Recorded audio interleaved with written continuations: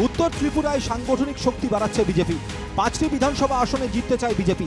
3টি আসন রয়েছে শাসক দল বিজেপির দখলে। কুর্তি বিধানসভায় মজবুত অবস্থানে বিজেপি। কদমতলা কুর্তি বিধানসভায় 22,000 সংখ্যালঘু ভোটার। কদমতলা কুর্তি বিধানসভা কেন্দ্রে দূরবীন দিয়ে খুঁজলেও পাওয়া যাবে না বিরোধীদের। এই বিধানসভা কেন্দ্র থেকে ধীরে ধীরে পুরোপুরি মুছে যাবে বিরোধীরা। সাংগঠনিক বৈঠকের পর এমন প্রত্যয় দেখা গেল বিজেপি নেতাদের মধ্যে যে এখানে আগামী দিনে যাতে 6টা আমাদের জেলায় 6টা আছে, অন্তত 5টা আমাদের টার্গেট থাকবে, 6টা করা। আমি সেদিনও বলেছিলাম আপনি 6টা টার্গেট নিয়ে নামুন, অন্তত আমরা 5টাও যদি করতে পারি, কারণ 3টা থেকে আমাদের সামনে এগোতে হবে। তো আমরা 6টা টার্গেট নিয়ে আমরা এগোচ্ছি। আগামী কিছুদিনের মধ্যেই কদমতলা কুর্তি বিধানসভা কেন্দ্রে পঞ্চায়েত নির্বাচন। এই নির্বাচনে 2টি পঞ্চায়েতই শাসক দল বিজেপির দখলে আসবে বলেও আশাবাদী বিজেপি।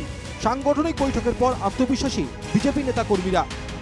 উত্তর ত্রিপুরা জেলার বাগবাসা বিজেপি মণ্ডলের সাংগঠনিক বৈঠকের পর এমন প্রত্যয় দেখা যাচ্ছে দলীয় নেতাকর্মীদের মধ্যে। প্রাক্তন সাংসদ রেবতী ত্রিপুরার পৌরোহিত্যে কদমতলা চন্দ্রকলা টাউন হলে অনুষ্ঠিত হয় সাংগঠনিক বৈঠক।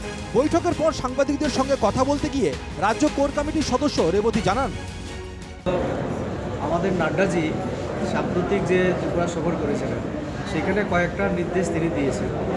তার মধ্যে একটা হচ্ছে আমাদের পার্টিকে শক্তিশালী করার জন্য কিছু দিক তিনি নির্দেশ করেছেন।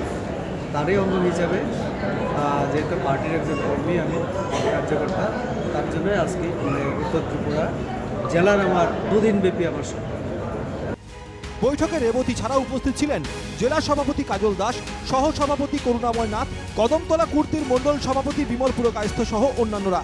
উল্লেখ্য, সাংগঠনিক বৈঠকের পর কদমতলা কুর্তি মণ্ডল কমিটির উদ্যোগে চুরাইবাড়ির রাজ্য স্তরের মহিলা ক্রিকেটার পূজা পালকে সংবর্ধনা জানানো হয়। ধর্মনগর থেকে অয়ন নাগের রিপোর্ট, এনকেটিভি বাংলা।